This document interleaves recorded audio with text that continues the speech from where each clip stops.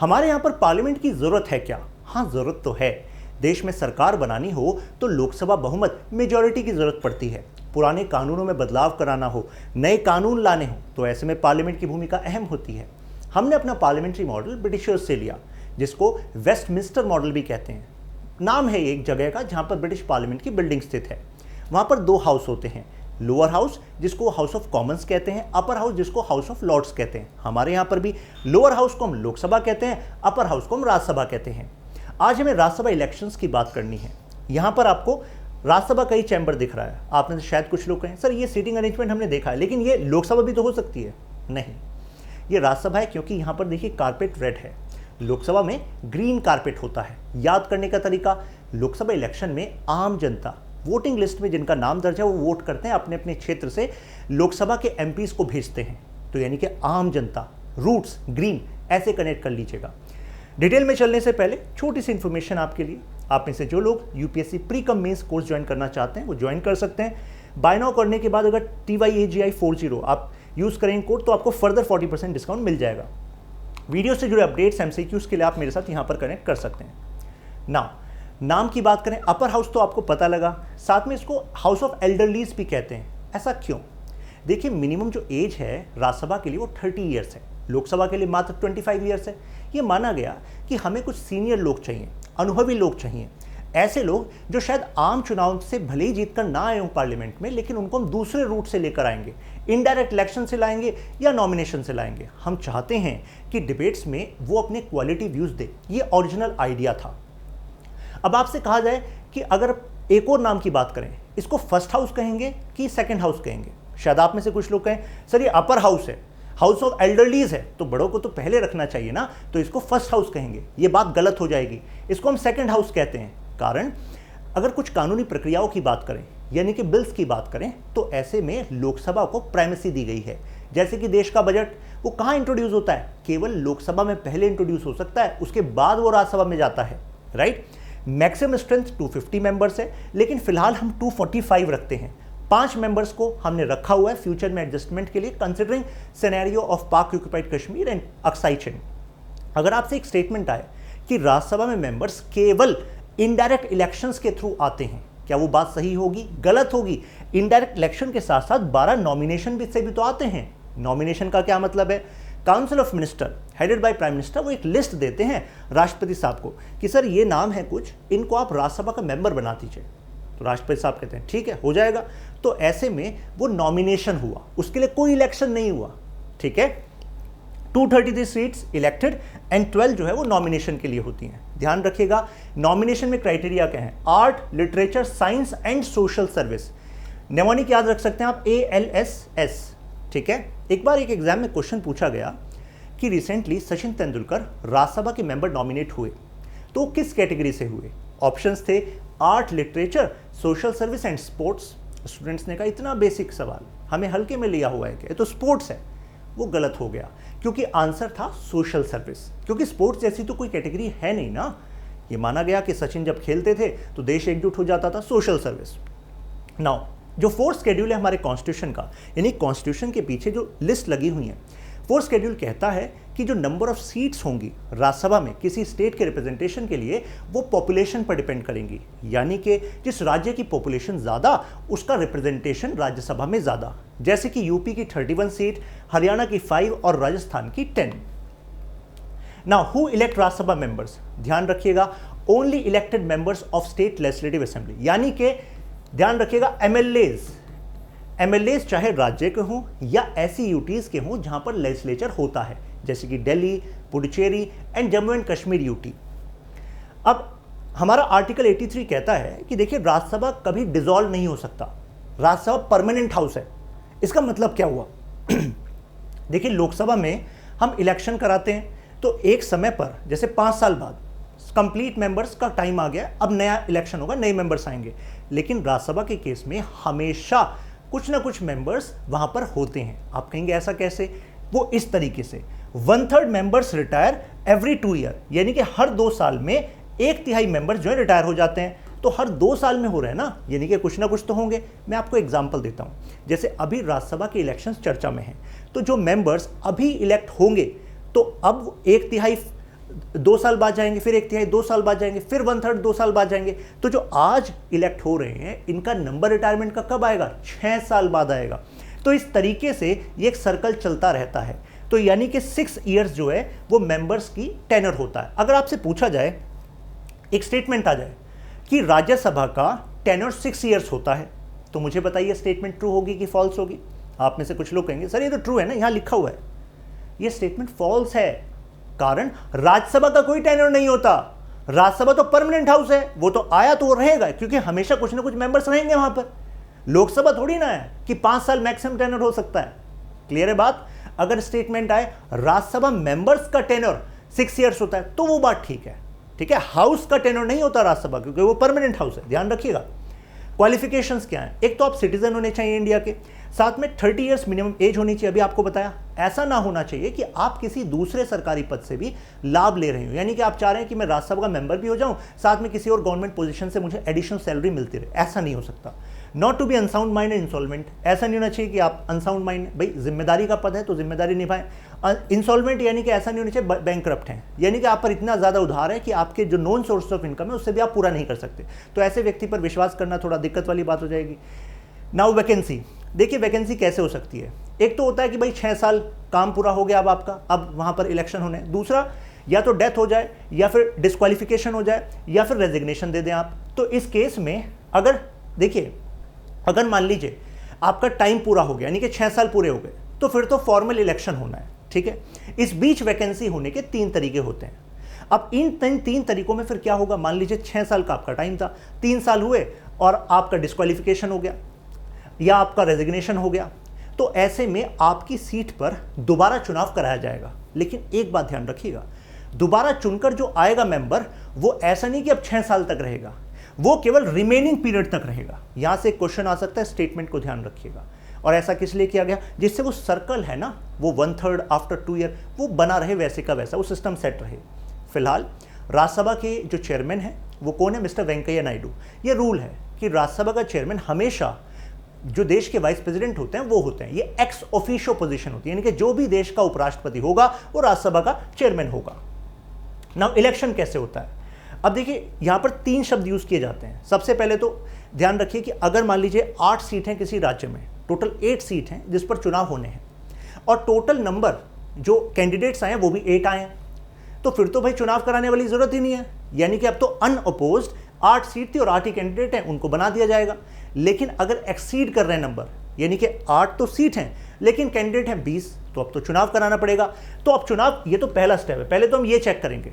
ठीक है, तो इस केस में तो चुनाव कराने की जरूरत ही नहीं है। लेकिन अब सेकंड केस में चुनाव कराना पड़ेगा। चुनाव कराने के लिए 3 वर्ड यूज किए जाते हैं, एक तो इनडायरेक्ट इलेक्शन, दूसरा प्रोपोर्शनल रिप्रेजेंटेशन, और तीसरा सिंगल ट्रांसफर वोट। एक एक चीज आपको आराम से समझ में आ जाएगी।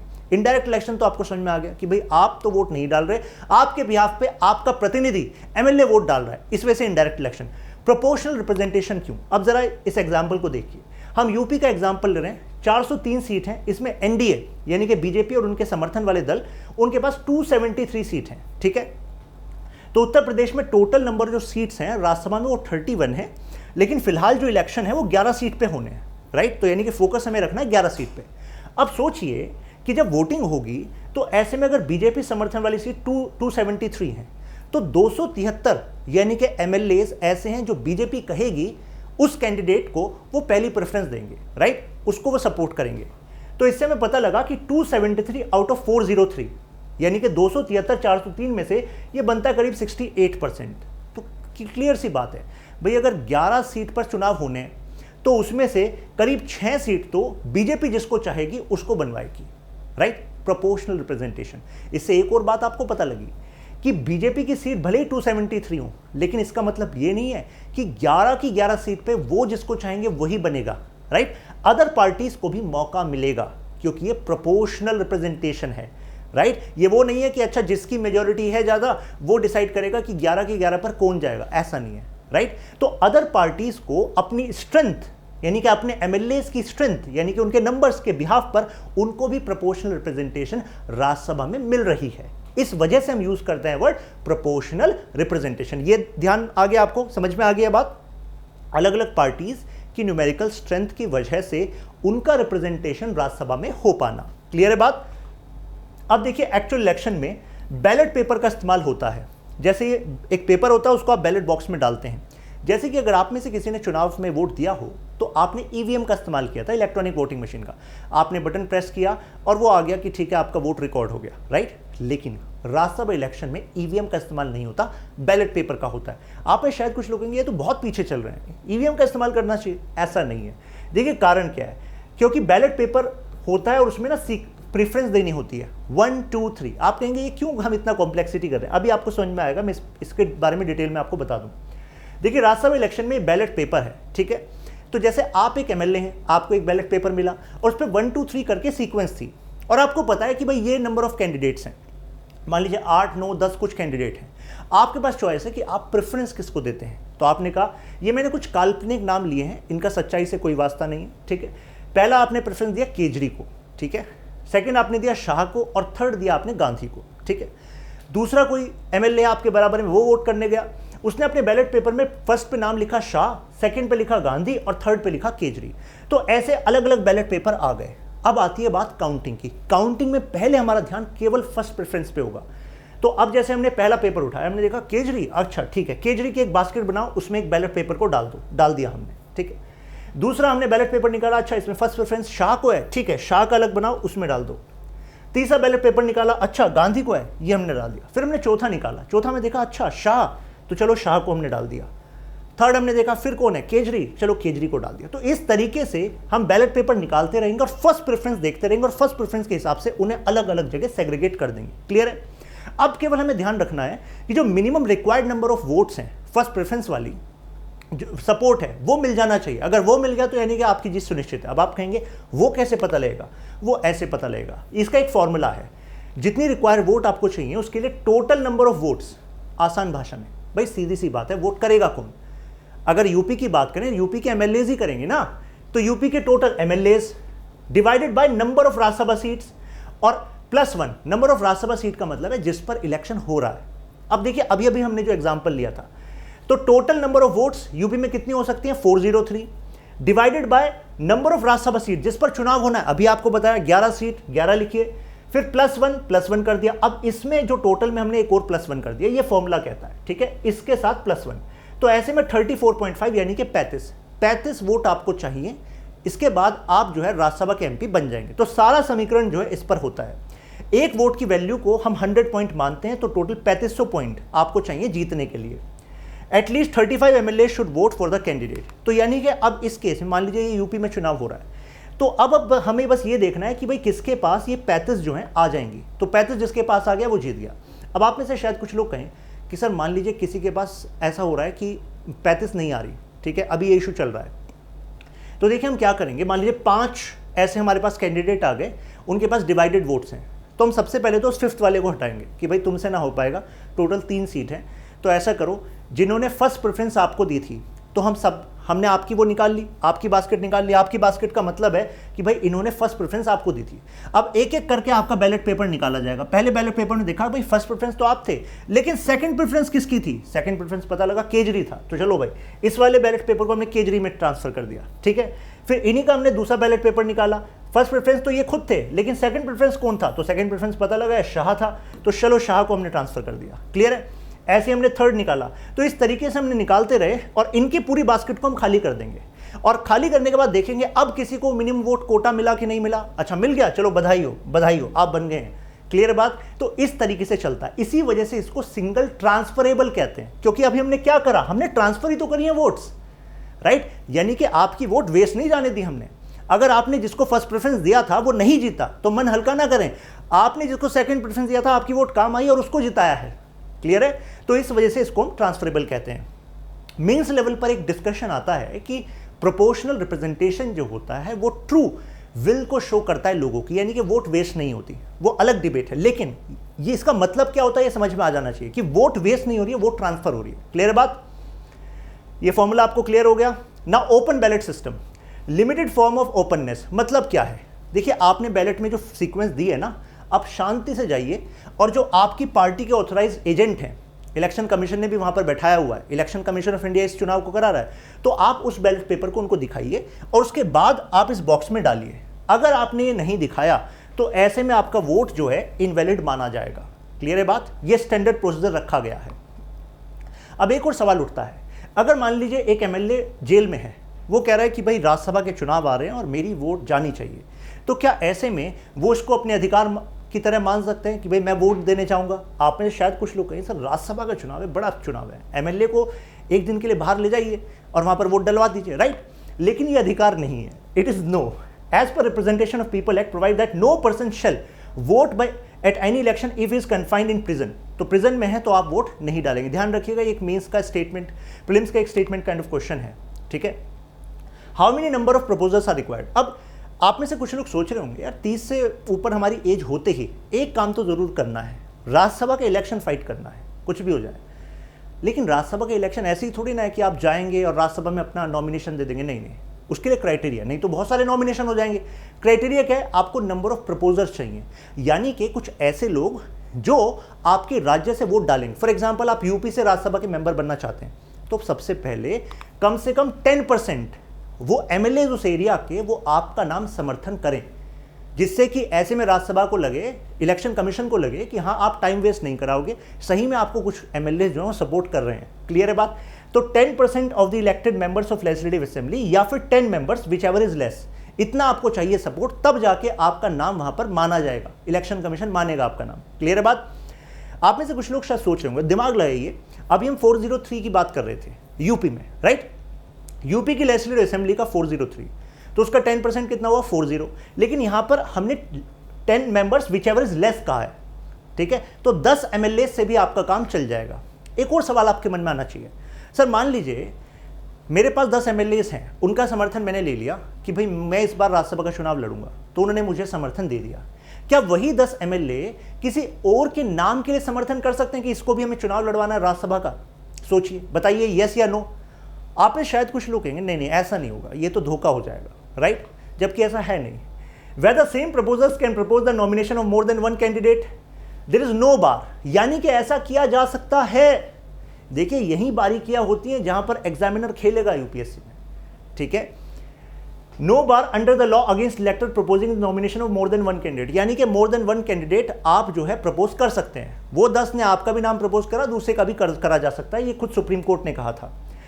Even a candidate himself can propose his name. जैसे आप सिटिंग एमएलए हैं, ठीक है, यूपी के, आपने कहा नहीं अब मेरे ख्वाब बड़े हैं, अब मैं राज्यसभा में जाऊंगा, तो आप अपना नाम भी वहां पर प्रपोज कर सकते हैं, यानी कि आउट ऑफ दोस 10 या 10% आप भी उनमें से एक हो सकते हैं। ध्यान रखिएगा, ये बारीकियां हैं। What is the amount of security deposit? 10,000 आपका सिक्योरिटी डिपॉजिट है। अगर एससी कैटेगरी है, एसटी कैटेगरी है तो 5,000 सिक्योरिटी डिपॉजिट है। Whether the provision of 10th schedule is applicable, मतलब क्या हुआ? मान लीजिए आप बीजेपी से एमएलए हैं, बीजेपी ने कहा कि भाई ये कैंडिडेट्स हैं, इनको इस बार वोट डालना है आपको, ठीक है, इनके समर्थन में आपका फर्स्ट प्रेफरेंस आना चाहिए। आपने कहा जी बिल्कुल ऐसा ही होगा, लेकिन वहां पर जाकर आपका मन बदल गया, आपने सपोर्ट कर दिया किसी और को, right? For example that another guy khejri. तो ऐसे में क्या आपके साथ कुछ होगा? मतलब आपकी जो सीट है क्या वो जाएगी, एमएलए की सीट? ऐसा नहीं होने वाला, तो इस बारे में आश्वस्त रहिए।